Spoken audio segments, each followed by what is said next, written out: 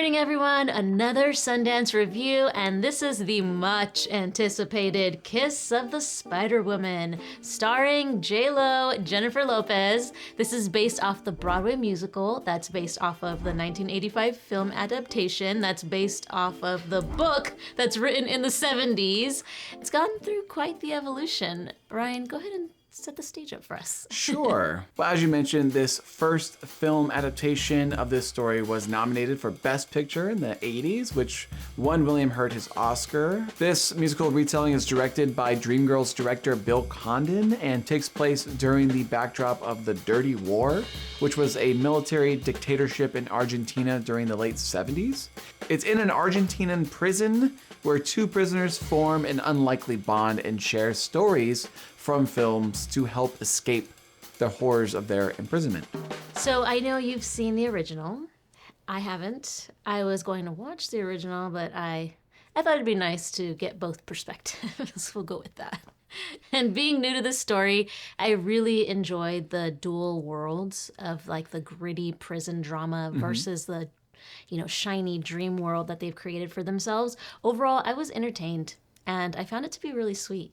Right. Well, I've seen the original film version, but I've never seen the musical Broadway show. And what really resonated with me watching this version, it really wasn't the glamorous 1950s style musical. It was what the original film did so well, which is this, core relationship between these two characters and this connection that blossoms through this horrible circumstance.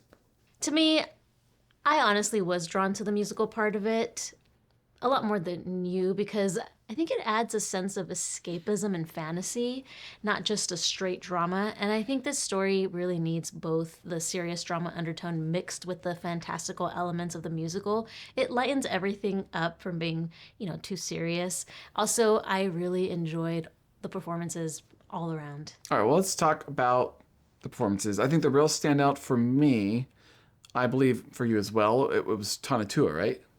Yes. Okay, well, he's where my eyes gravitated to throughout the film. He's flamboyant, larger than life, he's funny, he's emotional, and he can sing. Yeah, so this is really a star-making role for him. I thought he was fantastic. Agree. He has a really special quality, and he brings an emotional element as well. I was really, really impressed also with J-Lo in this film. Again, she's confined to just solely the musical fantasy portion of the film, so there's no dramatic monologues or anything like that.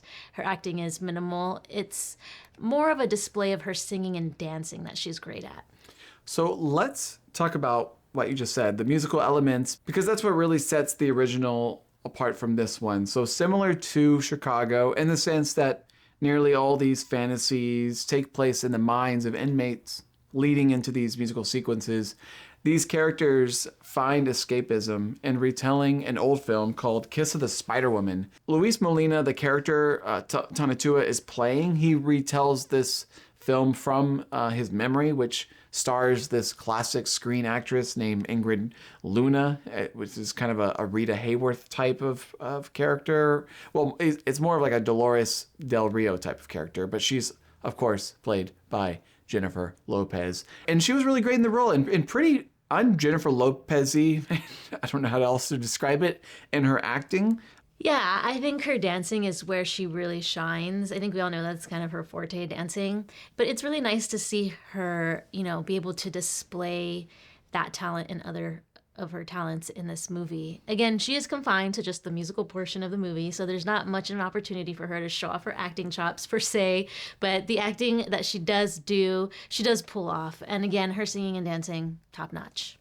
Okay, so let's get to some of my criticisms, my downer criticisms. Ultimately, I really wasn't blown away.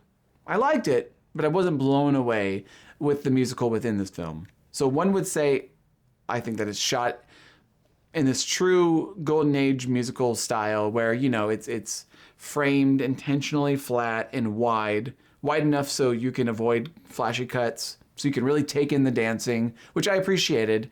However, beyond that, to me, the sets weren't incredibly spectacular or grand or really eye-catching. I felt like this is where the film's a little bit more modest budget shows. The musical sequences are more, I would say, aesthetically comparable to an SNL parody version of what a 1940s or 50s musical looked like, instead of really feeling like an authentic one. Personally, I think the SNL parody thing is a little too harsh. Maybe it's Maybe a more, little harsh. yeah. It's more like filming on a regional theater stage. Okay. I do see what you're saying, though. You're right, though. Okay, maybe I'm spoiled by the big budget musicals that we often get. It's not Broadway or Amelia Perez. Well, Just nothing can compare to Amelia Perez and whatever they're doing. But yeah, I meant more like Wicked and West Side Story. These sets in comparison just felt less grand. Also for me, there wasn't enough of like a difference visually between these two worlds. And I was just thinking how exciting it could have been if, this musical was made to look like it was shot on film, and then you have these prison sequences that you can shoot on digital. I don't know, The Kiss of the Spider Woman is described in the film as a B movie. That's a bit campy. And so maybe it's intentional. However, film is all about imagination, right? And how often do you watch a terrible movie, but what you remember is so much grander? And maybe that's something they could have played with. And though Tanatua and Jennifer Lopez can sing and all, the songs are what they are, which is to say, I don't think they're very memorable. I feel like I'm being so nitpicky. I'm being so negative. I do kind of agree with you, because when you compare it to the songs of Amelia Perez, this time I'm not actually joking. Well, at least I remember some songs from Amelia Perez. That's true. Remember, a penis, That's true. a And vagina? Wicked. I will not forget that. We know the Wicked songs really stand out. There's just like a lot of musicals that have these really catchy songs. What was the song from this movie? I'm trying to remember any song from this movie. Was there one that she was like, "And I am the kiss from the Spider Woman" or something? The Potters! Okay, but these songs, at the very least, you watch the whole musical, and none of the songs give you cringe. No. They're not cringe. They're good songs. They're well not cringe. I will give you that. They're just, I guess, they're just forgettable. And I also heard some people were a little bit flipped than I was on whether they resonated more with the musical and were actually more underwhelmed by the dramatic, realistic portion of the film. I know towards the end it did feel a little rushed and the plot details got a little convoluted. Like, one was a really important turning point between Melina and Valentine, which felt like needed a little bit more of a build up, and then towards the end, during this kind of revolutionary plan, it got a little confusing for me, but it's difficult to talk about without spoilers. However, like the 85 version, it was the film's core relationship that explores gender identity, sexuality, and seeking comfort from unlikely places. That's where I still found the film to be the most interesting for me. Yeah, and I think that's the core of the movie. I think it's an important aspect of what makes the film really special. So ultimately, what are you going to rate Kiss of the Spider Woman? What are you going for? I think you know what? I was really entertained by it. I enjoyed it. I'm giving it a 7 out of 10. Oh, generous. I would say I love musicals, and there is a lot to like here, but ultimately, the songs were pretty forgettable, and I think the approach could have been more creative. So for that reason, I'm going to go ahead and give it a 6. But I encourage people to watch it. I want you all to watch it and tell me your thoughts, because what do I know?